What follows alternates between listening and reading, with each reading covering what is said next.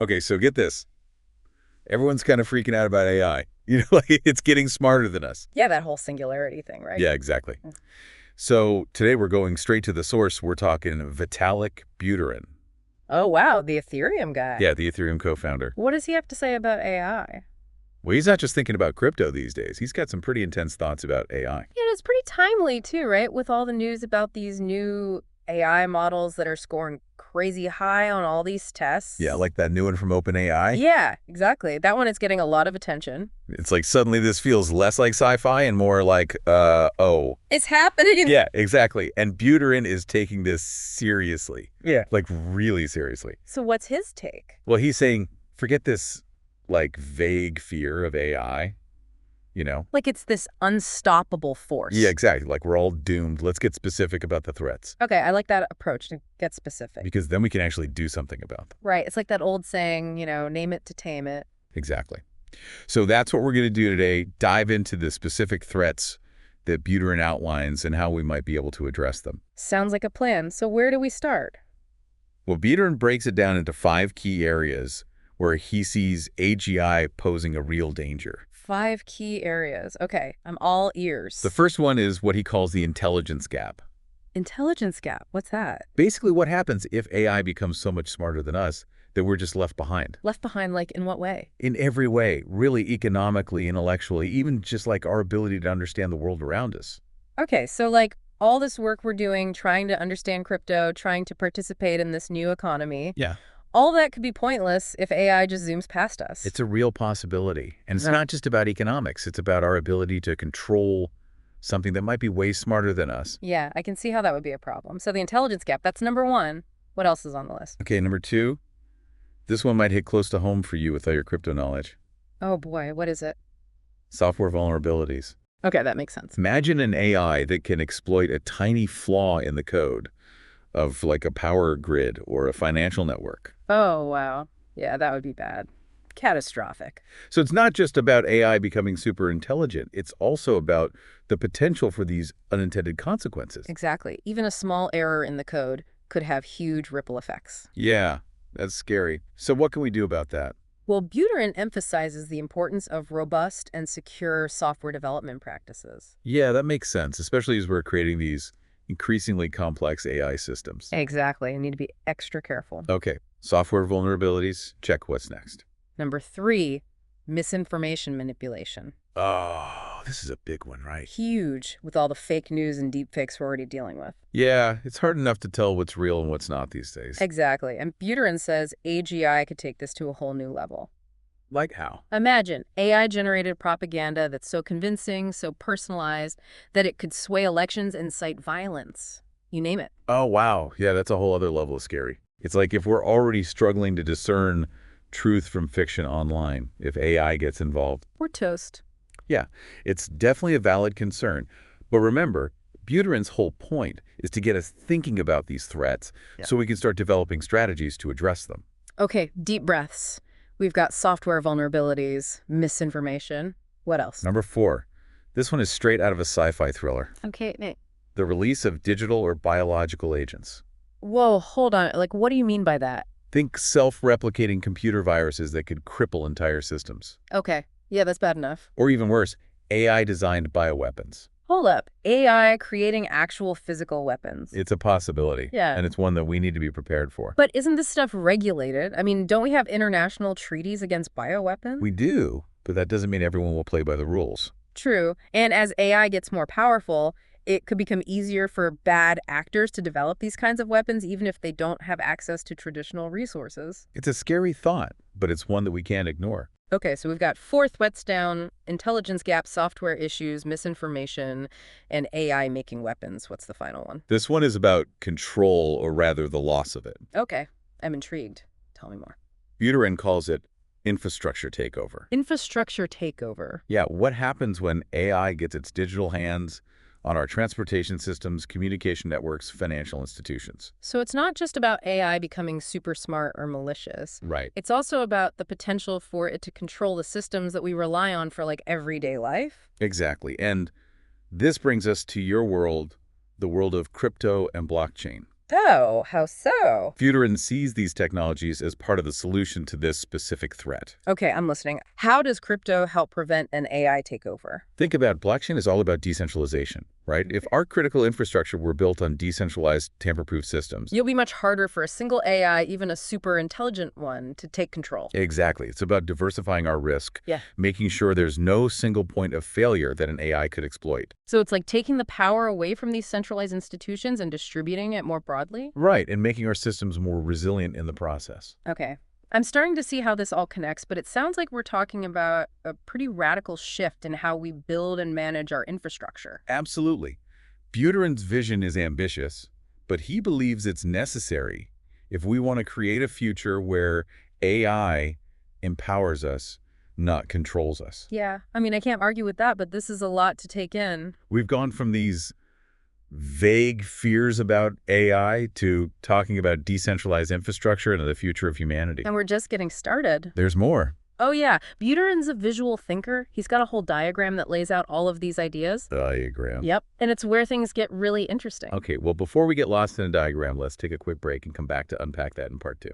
All right, so you ready to tackle this diagram? Yeah, hit me with it. Okay, so Buterin calls this whole framework defined growth. Defined growth, Yeah. huh? Yeah, basically it's about finding ways to steer this powerful tech, AI, in a direction that benefits humanity.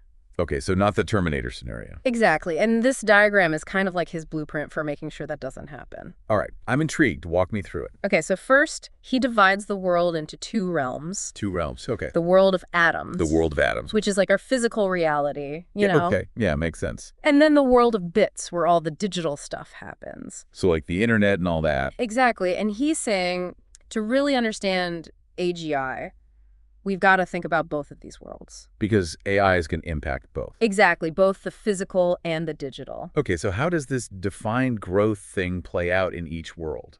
Let's start with atoms, the physical stuff. Okay, atoms. So he talks about things like biodefense to protect against biothreats. Right, like those AI-created bioweapons we talked about. Yeah, exactly. Not a fun topic, but important to think about. Definitely. So biodefense, what else? Then there's cyber defense, which is all about securing our digital infrastructure. So like preventing AI from hacking into power grids and stuff. Exactly. Okay, so Atom's side is all about protecting ourselves from physical harm. Right, whether it's from bioweapons or AI messing with our physical systems. Makes sense. What about the bit side, the digital world? This is where things get really interesting, especially for someone like you who's into crypto. Oh yeah, how so? Buterin sees blockchain as a major player in this world of bits defense. Okay, we talked about how decentralization could help prevent AI from taking over critical infrastructure. Right. But what else is he proposing? Well, remember that whole misinformation threat? Yeah, the AI-generated propaganda. He talks about using blockchain for what he calls info defense. Info defense. Basically using the transparency and immutability of blockchain to combat fake news. So it's like using crypto to fight back against AI-generated propaganda. Exactly. It's kind of poetic, right? The tech that some people fear could lead to AI dominance could actually be the key to resisting it. I like it. So info defense.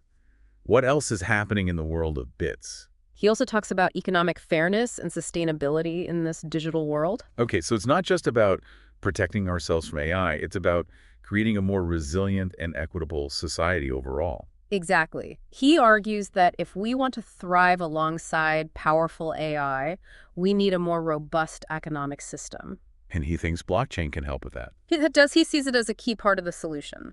Interesting. So it seems like both in the atoms world and the bits world, Buterin is emphasizing this idea of resilience. You got it. It's all about being able to adapt and thrive even in the face of massive change. Like AI coming along and shaking everything up. Exactly. He knows AI is going to disrupt everything. Yeah, no doubt. But he believes that by building more resilient systems in both the physical and digital realms, we can navigate those disruptions and come out stronger on the other side. Okay, so we've got this diagram, these 2 worlds, all these different strategies, but how does it all fit together? The key word, according to Buterin, is coordination. He believes that if we want to successfully navigate the AGI landscape, we need all hands on deck. Like everyone working together. Exactly. We need scientists, policymakers, developers, economists, everyday people like you and me all working together. So it's not just about building better tech, it's about building better systems of collaboration and governance around that tech. Exactly. It's about creating a framework where we can collectively decide how we want to develop and deploy AGI. Okay, I'm with you so far.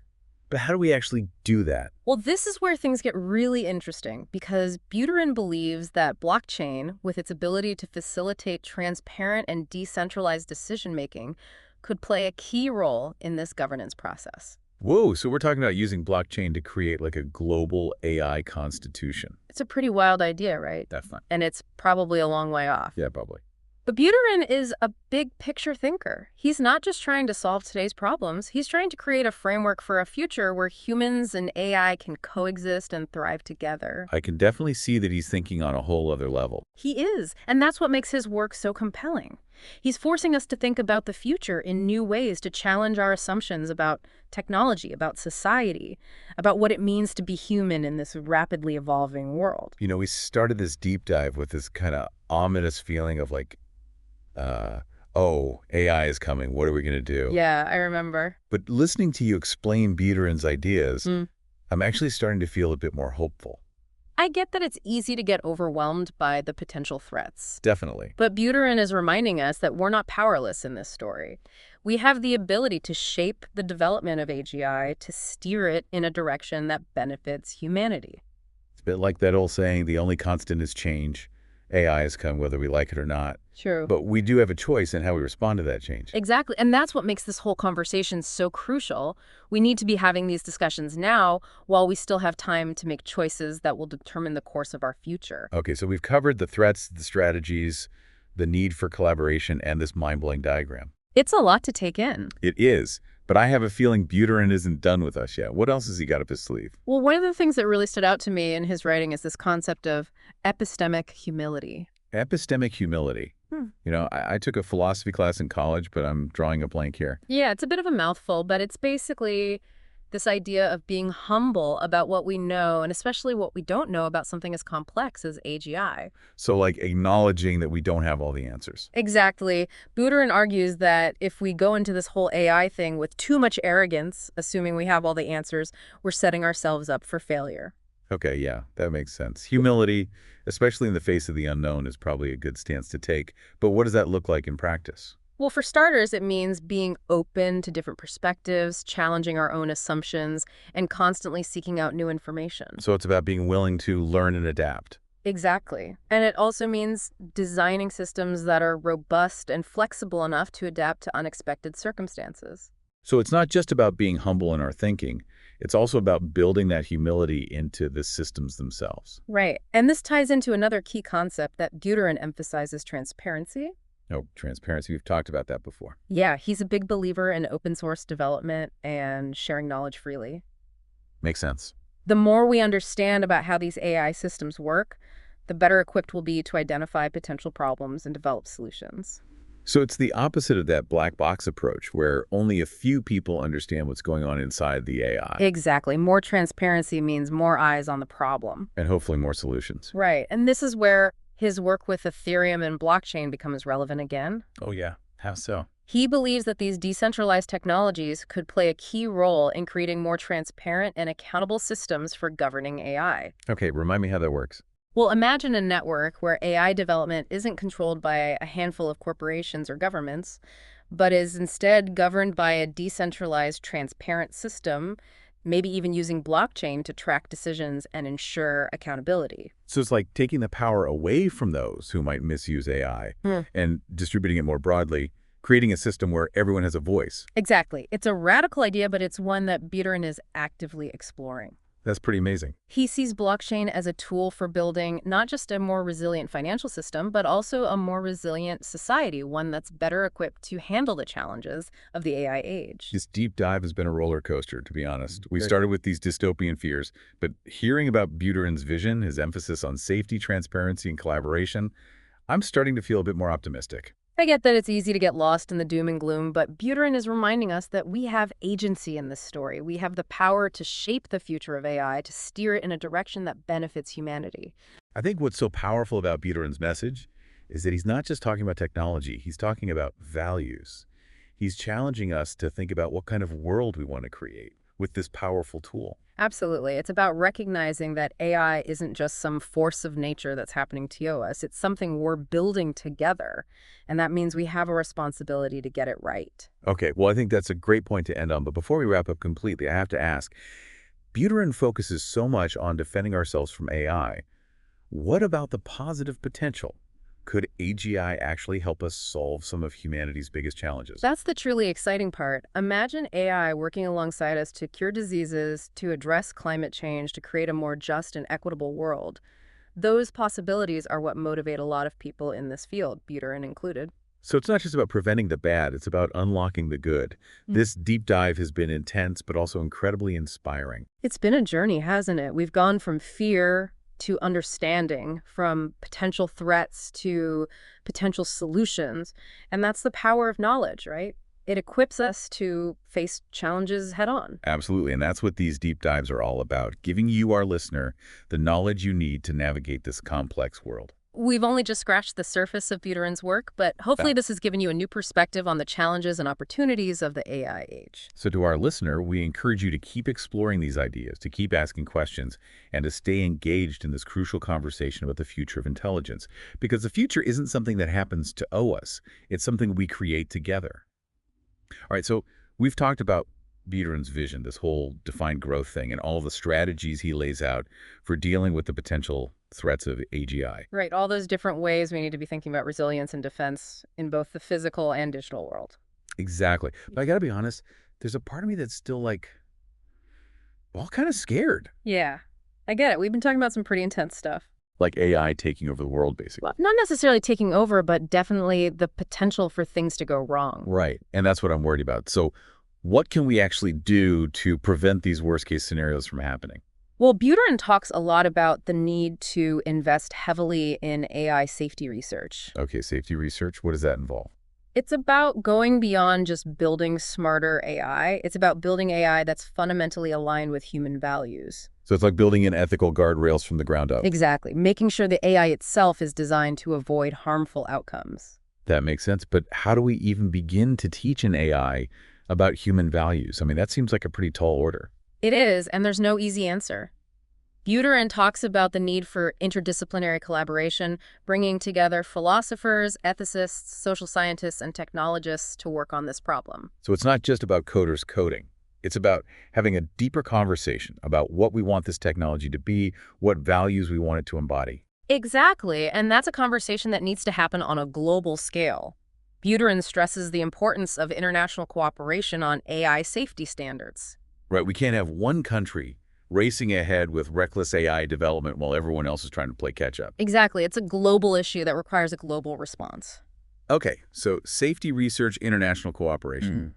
What else is on Buterin's checklist for a safer AI future? Transparency. He's a big believer in open source development and sharing knowledge freely. So the opposite of that black box approach. Exactly. The more we understand about how these AI systems work, the better equipped we'll be to identify potential problems and develop solutions. More transparency, more eyes on the problem, more solutions. Right, and this is where his work with Ethereum and blockchain becomes relevant again. Oh yeah, how so? He believes that these decentralized technologies could play a key role in creating more transparent and accountable systems for governing AI. Okay, I'm intrigued. Give me an example. Well, imagine a network where AI development isn't controlled by a handful of corporations or governments, but is instead governed by a decentralized, transparent system, maybe even using blockchain to track decisions and ensure accountability. So it's like democratizing AI development, Right. making it more open and accessible to everyone. Exactly. It's a radical idea, but it's one that Buterin is actively exploring. It's pretty mind-blowing when you think about it. It is. He sees blockchain as a tool for building not just a more resilient financial system,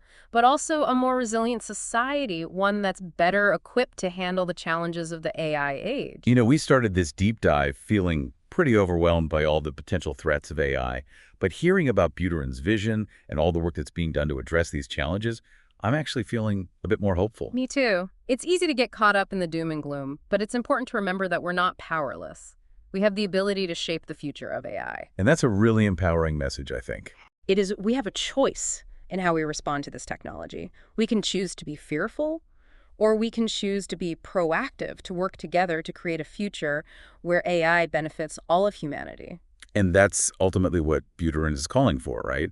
A collective effort to steer AI in a positive direction. Exactly. It's not about stopping progress. It's about guiding it, Yeah. making sure that we're using this powerful tool for good. Well said. I think that's a great note to end on. This Yeah. deep dive has been a wild ride, but I'm glad we took it. Me too. It's been a fascinating exploration of some really complex and important ideas. And hopefully it's given our listeners a new perspective on the challenges and opportunities of the AI age. Exactly, because the future of AI is ultimately up to us. It's something we create together. So to our listeners, we encourage you to keep learning, keep asking questions, and stay engaged in this crucial conversation about the future of intelligence. Because the choices we make today will shape the world of tomorrow. And that's a wrap. Thanks for joining us for this deep dive into the world of Vitalik Buterin and the future of AI.